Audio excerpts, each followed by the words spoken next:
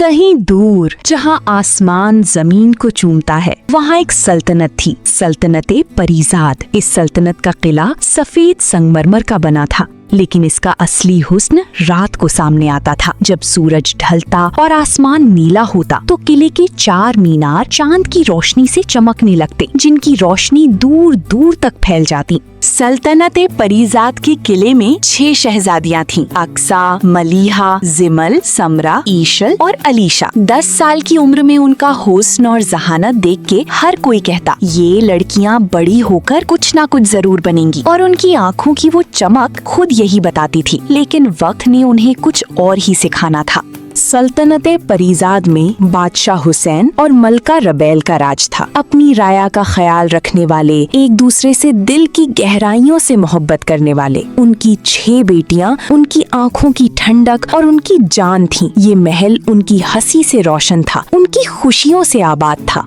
एक दिन सल्तनते परीजाद में एक और परी उतरी। मलका राबेल ने एक ऐसी बेटी को जन्म दिया जिसका हुस्न अपनी 6 बहनों से भी बढ़कर था। उसके जामुनी बाल रेशम से भी नर्म थे और आंखें इतनी मासूम थीं कि देखने वाला पल भर के लिए सब कुछ भूल जाता। बादशाह हुसैन और मलका राबेल ने प्यार से उसका नाम रखा खदीजा। बादशाह और मलका खदीजा से कुछ ज्यादा ही मोहब्बत करने लगे। वो दोनों अपना ज्यादा वक्त खदीजा के साथ गुजारते थे। वो उनकी आंखों का नूर, उनके दिल का सुकून थी। ये बात 6 बहनों की आंखों से छुपी ना रही और मोहब्बत की जगह उनके दिल में एक ऐसी आग सुलगने लगी जिसका नाम था हसद। किले के बड़े हॉल में वो 6 बहनें एक साथ खेलती थीं, लेकिन एक छोटी सी परी हमेशा उनसे दूर रहती। उसकी मासूम आँखें अपनी बहनों को देखती रहती थीं। वो भी उनके साथ खेलना चाहती थी, लेकिन कोई उसके साथ नहीं खेलती। वो बस खामोश और उदास रहती थी, जो उसकी उम्र से कहीं ज्यादा बड़ी थी। वक्त की आंधियां चलती रहीं और देखते देखते 20 साल गुजर गए। सफेद किला वैसे ही रोशन रहा, लेकिन किले के अंदर रहने वाले बदल गए थे। 20 साल बाद शहजादी अक्सा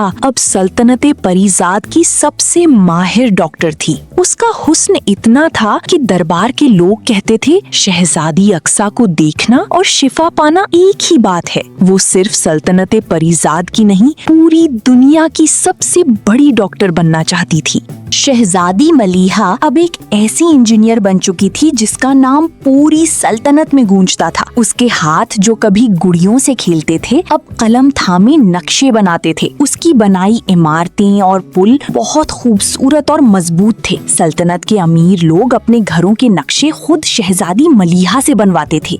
शहजादी जिमाल, उसने अपना मुस्तकबिल खुशबूदार मसालों और लज्जतदार खाने में ढूंढ लिया। उसकी रेसिपीज की किताबें पूरी दुनिया में छपती थीं और जब वो अपनी किताब पर अपने हाथ से साइन करती थीं, तो उसके चेहरे पर वो फख्र होता था जो सिर्फ अपने सपने पूरे करने वाले को नसीब होता है। शहजादी समरा की आंखें रात भर आसमान को तकती रहती थीं। सितारों का चाल, चांद का रुख, सैयारों की हरकत और जो राज आसमान छुपाता था, वो समरा की आंखें तलाश करती थीं। रात का अंधेरा जब पूरे किले को अपनी आगोश में ले लेता, समरा अपनी दूरबीन लेकर किले की सबसे ऊंची छत पर आ जाती। शहजादी ईशल सल्तनते परीजाद की सबसे माहिर बॉटनिस्ट बन गई थी। वो मुरझाए फूलों को अपने हाथों में लेती, केमिकल्स की एक बूंद मिलाती और देखते देखते वो फूल फिर से खिल जाता, पौधे फिर से सर उठाते और दरख्त फिर से फल देने लगते, जैसे ईशल ने उन्हें नई जिंदगी बख्श दी हो। शहजादी अलीशा सल्तनते परीजाद की सबसे बेहतरीन सिंगर, जिसकी आवाज में ऐसा जादू था कि दुनिया भर के लोग उसके दीवाने थे। The lights are shining just for us tonight. Let's make this moment last forever. शहजादी खदीजा अपनी बहनों से बिल्कुल मुख्तलिफ थीं। जब वो सब अपनी अपनी दुनिया में मगन थीं, खदीजा का ज्यादातर वक्त किताबों के साथ गुजरता था। उसका हिजाब उसकी पहचान था, उसकी नेक दिली और हमदर्दी ही उसका हुनर थी और अल्लाह की कुर्बत ही उसकी सबसे बड़ी दौलत थी। जबकि उसकी बहनें अपनी अपनी दुनिया में मसरूफ रहती थीं, खदीजा सल्तनत के गरीब छोटे छोटे बच्चों को ट्यूशन पढ़ाती। उसके पढ़ाने का अंदाज इतना प्यारा होता कि बच्चे घर जाना ही भूल जाते। Repeat after me, girls. Alif, ba ta, alif ba ta. बादशाह हुसैन और मलका राबेल को अपनी इस बेटी से एक अनोखी मोहब्बत थी। जब खदीजा पास होती उनका दिल सुकून से भर जाता था। वो दोनों का ख्याल रखती, उनकी जरूरत बिना बोले समझती। बादशाह कहते, मेरे महल की तमाम रौनक मेरी बेटियों से है, लेकिन मेरा सुकून सिर्फ खदीजा में है। खदीजा को अपनी बहनों की चीजें बहुत पसंद थीं। अक्सा का स्टेथोस्कोप तो उसे सबसे ज्यादा पसंद था। वो मौका मिलते ही गले में डाल लेती और डॉक्टर डॉक्टर खेलने लगती। अक्सा हमेशा की तरह झपट के ले लेती और डांटने लगती। खदीजा, अगली बार हाथ लगाया तो मुझसे बुरा कोई नहीं, तुम मेरी चीजें खराब कर देती हो। खदीजा बहुत उदास हो जाती है। एक दिन खदीजा ईशल की लेबोरेटरी में घुस गई। एक ट्यूब उठाया, उसमें कुछ मिला दिया, दूसरे में कुछ और अचानक एक जोर का धमाका हुआ। धुआं हर तरफ फैल गया। ईशल आई और खदीजा को देख के गुस्से से बोली, खदीजा, ये लेबोरेटरी है, खेलने की जगह नहीं। अगली बार मुझे यहाँ नजर ना आना। अभी छोटी हो, इन सब चीजों का क्या पता तुम्हें। खदीजा की आंखें भर आईं। वो भी अपनी बहनों की मदद करना चाहती थीं। वो पलटी और रोते हुए महल के लंबे कॉरिडोर से गुजरने लगी। बेटी, अपनी बहनों की बातों का बुरा नहीं मनाया करो। किले के लिविंग रूम में 6 बहनें अपनी कामयाबियों की बातें कर रही थीं। इनकी आवाज खुशियों से भरी थी। खदीजा उनके बीच खामोश बैठी सब सुनती रही। उसका प्रोफेशन सिर्फ इतना था कि सल्तनत के गरीब बच्चों को पढ़ाती थी। उसकी बहनें इस प्रोफेशन को बहुत छोटा समझती थीं। खदीजा का चुना हुआ रास्ता दुनिया नहीं देखती थी, बस उसका अल्लाह देखता था। एक रात अचानक बादशाह हुसैन को खतरनाक खांसी हो गई, इतनी शदीद कि उनकी आवाज भारी हो गई, सांस लेना मुश्किल हो गया और पूरा किला गम में डूब गया। मलका रबाइल की आंखें आंसुओं से भरी थीं। सातों बहनें परेशान थीं और खामोशी से अपने रब के आगे हाथ उठाई दुआ मांग रही थीं। बादशाह का इलाज सिर्फ उस जादुई पानी से हो सकता था जो धुंधले पहाड़ों की चोटी पर एक कदीम चश्मे में है, वरना कोई दवा काम नहीं करेगी। बादशाह हुसैन ने कमजोर लेकिन मजबूत आवाज में फरमाया, मेरा तख्त उस शहजादी को मिलेगा जो सच्ची, ईमानदार और रहमदिल हो और ईमानदारी से इस इम्तिहान को पार करे। वजीर ने ऐलान किया कि शहजादियां बारी बारी जाएंगी, जो जादुई पानी ले आएगी तख्त उसका। 6 बहनें एक दूसरे को देख के मुस्कुरा उठी। तख्त की चमक उनकी आंखों में थी। सिर्फ खदीजा थी जिसकी आंखों में तख्त नहीं, बस एक ही दुआ थी, या अल्लाह मेरे बाप को शिफा दे। मैं तुम सबसे बड़ी हूँ और ये ताख्त मुझे ही मिलेगा। शहजादी अक्सा अपने पिंक ड्रैगन पर सवार सबसे पहले निकली। उसकी आंखें तख्त की चमक से रोशन थीं और दिल में सिर्फ एक ही ख्याल था, पहले पहुंचना है, पहले जीतना है। ड्रैगन ने ऊंची उड़ान भरी और सब्ज मैदान के ऊपर आसमान को चीरते हुए वो उन पहाड़ों के करीब आ गए जो काले, ऊंचे और घने धुंध से ढके हुए थे। ड्रैगन जमीन पर उतरा और अक्सा ने अपने पांव उस पुरस्रार जमीन पर रखे। चारों तरफ छोटे छोटे ढांचे, खामोशी और धुंध का राज था, लेकिन शहजादी अक्सा को बिल्कुल डर नहीं लगा। थोड़ी दूर आगे धुंध से ढका एक मैदान था जिसमें रास्ता तलाश करना मुश्किल था, लेकिन अक्सा ने हिम्मत नहीं हारी और आगे बढ़ती रही। तभी धुंध में से एक बुढ़िया नजर आई, कांपती हुई, कमजोर, जमीन पर बैठी। बुढ़िया ने नजर उठाई और धीमी आवाज में कहा, शहजादी, तुम डॉक्टर हो, मैं बीमार हूँ, मेरा इलाज कर दो। तख्त की चमक ने अक्सा की आंखों पर पट्टी बांध कर रखी थी। उसने बुढ़िया की तरफ देखा और बोली, मुझे देर हो रही है, मैं यहाँ तुम्हारा इलाज करने नहीं आई, और आगे चल दी। आज उसने अपने ही प्रोफेशन का मजाक बना दिया था। कुछ आगे चल के एक चमकता हुआ झरना था। पानी इतना साफ, इतना रोशन कि अक्सा की आंखें चमक उठी। वो झुक के उस तालाब के पास बैठ गई और हाथ लगाया और उस पल पानी काला हो गया, जैसे किसी ने उसमें स्याही घोल दी हो। लेकिन शहजादी अक्सा को कोई फर्क नहीं पड़ा। यही जादुई पानी है, उसने खुद को समझाया। एक बोल निकाला। वो नहीं जानती थी कि ये पानी उसे मुश्किल में डाल देगा, और बढ़ते हुए महल की तरफ चल दी। उसके चेहरे पर गरूर था, कदमों में एतमाद था। वो सोच रही थी जीत उसकी है, लेकिन नाकामी उसका महल में इंतजार कर रही थी। महल पहुंची तो वजीर ने काला पानी देखा और हैरानी से बोला, शहजादी ये वो जादुई पानी नहीं है। अक्सा ने वजीर की तरफ देखा और तकब्बुर से कहा, मैं तुमसे ज्यादा जानती हूँ, और बोल उठा कि बादशाह हुसैन के पास आ गई। अक्सा ने वो काला पानी बादशाह के होंठों से लगाया और तभी अचानक बादशाह एक बड़े सब्ज मेंढक में बदल गया। मलका रबाइल की चीख पूरे किले में गूंज गई और शहजादी अक्सा का बोल हाथ से गिर गया। वो ये इम्तिहान हार गई थी, इसलिए नहीं कि वो काबिल नहीं थी, बल्कि इसलिए कि तख्त की लालच ने उसे वो अक्सा नहीं रहने दिया था जो कभी हर बीमार के लिए रुक जाती थी, सच्ची और ईमानदारी का साथ नहीं दिया था, और जादुई चश्मे ने वही दिखाया जो उसके दिल में था। सोफा पर बैठी मलीहा और जिमल ने एक दूसरी को देखा और गरूर से मुस्कुराईं। हम दोनों जाएंगी और जादुई पानी भी लाएंगी और जीतेंगी भी। दोनों अपने अपने ड्रैगन्स पर सवार हुईं और सब्ज मैदान को चीरती हुई धुंधले पहाड़ों की तरफ उड़ चलीं। हवा में उनके बाल लहराते थे और नीचे से किला छोटा होता जा रहा था।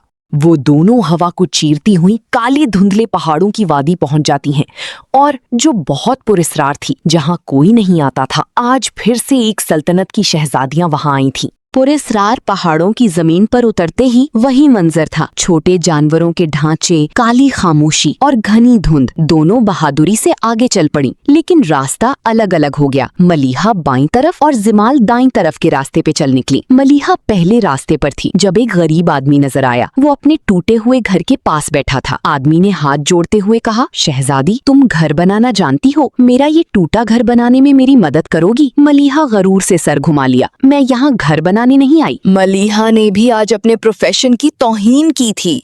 दूसरी तरफ जिमाल को एक गरीब औरत नजर आई, खाली देख के पास बैठी। उसने कांपती आवाज में कहा, बेटी तुम माहिर शेफ हो, मुझे भूख लगी है, कुछ बना दो। जिमाल ने गुस्से से देखा और बोल दी, मैं गरीबों के लिए शेफ नहीं बनी। जैसे उस औरत की भूख उसकी जिम्मेदारी ही नहीं थी, और पलट के आगे चल दी। फिर दोनों का रास्ता एक हुआ और वो झरने की तरफ बढ़ रही थी। लेकिन तभी अचानक दोनों के गिर्द एक एक चमकती बबल आई और दोनों उसमें कैद हो गईं। हाथ मारती हैं, चिल्लाती हैं, कोई है, मदद करो। वो दोनों वहाँ कैद थीं। जादुई पहाड़ों ने उन्हें रोका था क्योंकि उनके दिलों में रहम नहीं था। सामरा, ईशाल और अलीशा ने एक दूसरे को देखा, तय किया कि वो तीनों जाएंगी, जादुई पानी भी लाएंगी और साथ में मलीहा और जिमल को भी ढूंढ लाएंगी। तीनों अपने अपने ड्रैगन्स पर सवार हुई और सब्ज मैदान को पीछे छोड़ते हुए ऊंचे काले धुंधले पहाड़ों की तरफ आसमान में उड़ चली। उड़ते उड़ते वो तीनों उन काले धुंधले पहाड़ों के करीब पहुंच जाती हैं, जहां काले बादल जमीन पे उतरे महसूस होते थे और अजीब आवाजें गूंज रही थीं, लेकिन उन्हें कोई रोक नहीं सका। पुरस्रार जमीन पर उतरते ही वही मंजर था। जानवरों के भांचे चारों तरफ बिखरे हुए, खामोशी और अंधेरा माहौल को और खौफनाक बना रहा था। लेकिन समरा, ईशाल और अलीशा ने एक दूसरे का हाथ थामा और बहादुरी से आगे बढ़ गईं। चलते चलते वो एक धुंधले बंजर मैदान में पहुंच गईं और वहाँ एक इम्तिहान उनका इंतजार कर रहा था। मैदान में एक बंजर खेत था। उसके पास एक गरीब किसान बैठा था, आंखों में उम्मीद लिए। उसने ईशल की तरफ देखा हुए कहा, शहजादी तुम फूलों को दोबारा जिंदा करती हो, मेरे इस खेत को भी जिंदा कर दो, मेरे बच्चे भूखे हैं। ईशल ने एक नजर खेत पर डाली, लेकिन तख्त की लालच में बोली, आगे चलो, और तीनों ने मना कर दिया और आगे बढ़ गईं। अगर हम इस आदमी की मदद करेंगे तो हमें देर हो जाएगी। हम यहाँ उसकी मदद थोड़ी करने आए हैं। किसान खड़ा हुआ और चिल्लाया, तुम तीनों इस फूल गोभी में हमेशा कैद रहोगी। अचानक चारों तरफ से एक बड़ी भारी क्रिस्टल की फूल गोभी जमीन से निकली और तीनों उसमें कैद हो गईं। एशल ने आज अपने प्रोफेशन का इस्तेमाल नहीं किया था। वो हाथ जो मुरझाए फूलों को जिंदगी देते थे, आज एक गरीब किसान के खेत के लिए नहीं उठे, और जादुई पहाड़ों ने वही दिखाया जो उनके दिलों में था। तख्त का लालच था, लेकिन रहम नहीं था। माँ, मैं अपनी बहनों को वापस ले आऊंगी, आप परेशान ना हो। खदीजा ने जब सुना कि उसकी 6 बहनें पहाड़ों में फंस गई हैं, तो उसका दिल कांप उठा, लेकिन एक पल भी नहीं रुकी। अपने ड्रैगन पर सवार हुई, अल्लाह का नाम लिया और वही रास्ता पकड़ लिया जहां उसकी बहनें गई थीं। सब्ज मैदान पीछे छूटा, आसमान काटा और वो काले ऊंचे धुंधले पहाड़ों के करीब आती गई। जमीन पर उतरते ही वो ढांचे देख के खदीजा का दिल कांप गया। अजीब, खौफनाक, पुरस्रार जगह थी। उसने आंखें बंद की, धीरे से बिस्मिल्लाह कहा और कदम आगे बढ़ा दिया। धुंध इतनी गहरी थी कि हाथ को हाथ नजर नहीं आता था। लेकिन खदीजा चलती रही, रुकती नहीं थी। तभी एक बुढ़िया नजर आई, कांपती हुई, कमजोर, प्यासी। बेटी पानी। खदीजा एक पल भी नहीं सोची, भागी, कोने से पानी भरा और फौरन वापस और बुढ़िया के होंठों से लगाया। बुढ़िया ने सर उठाया और दुआ दी, अल्लाह तेरी राहें रोशन करे बेटी। खदीजा मुस्कुराई और आगे चल दी। पहला इम्तिहान पास हो गया था। कुछ आगे एक गरीब औरत बैठी थी। हालत देख के दिल पिघल जाए। खदीजा की आंखें भर आईं। खदीजा को तख्त याद नहीं था, सिर्फ अपनी बहनें याद थीं, सिर्फ अपना बाप याद था। अम्मा, आप ये फल खा लें। बेटी, तुम बहुत नेक हो। अल्लाह तुम्हारा रास्ता आसान करे। और फिर एक चमकता हुआ झरना नजर आया। वही था असली जादुई चश्मा। वो धीरे धीरे करीब गई, घुटने टेके और बोल पानी में डुबोया। और उस पल पानी खुद चमक उठा। बोल में नूर था। और फिर एक अजीब करिश्मा हुआ। जमीन सरसब्ज हो गई, ढांचे मिटने लगे, काले साए दूर होते गए, क्योंकि खदीजा की नेक दिली ने वो कर दिया था जो कोई ताकत नहीं कर सकती थी। चलती चलती उसे अपनी बहनें मिली। मलिहा, जिमल, समरा, ईशल, अलीशा सब आजाद हो चुकी थीं। वो कहती, खदीजा तुम आ गई। खदीजा ने बादशाह हुसैन के होठों से वो चमकता पानी लगाया और एक पल में मेंढक नहीं था वहाँ। बादशाह हुसैन अपने असली रूप में वापस आ गए थे। बादशाह ने खदीजा को गले लगाई। आज उसे सच्ची शहजादी होने का हक अदा कर दिया था। उसकी छोटी बेटी जो अकेली बैठी रहती थी, जो बहनें डांट देती थी, जिसका प्रोफेशन दुनिया नहीं देखती थी। और फिर हीरो से सजा हुआ ताज खदीजा के सर पर रखा गया। खदीजा की आंखें भर आईं और बादशाह हुसैन ने अपना तख्त खदीजा को दे दिया। सल्तनते परिजाद में फिर से खुशियां लौट आईं, जहां एक छोटी सी नेक बच्ची ने साबित कर दिया, नेक दिली हर प्रोफेशन से बड़ी है और छोटी बहन बड़े बड़े काम कर सकती है। हमारी कहानी कैसी लगी कमेंट में जरूर बताएं और हमारे चैनल को सब्सक्राइब करें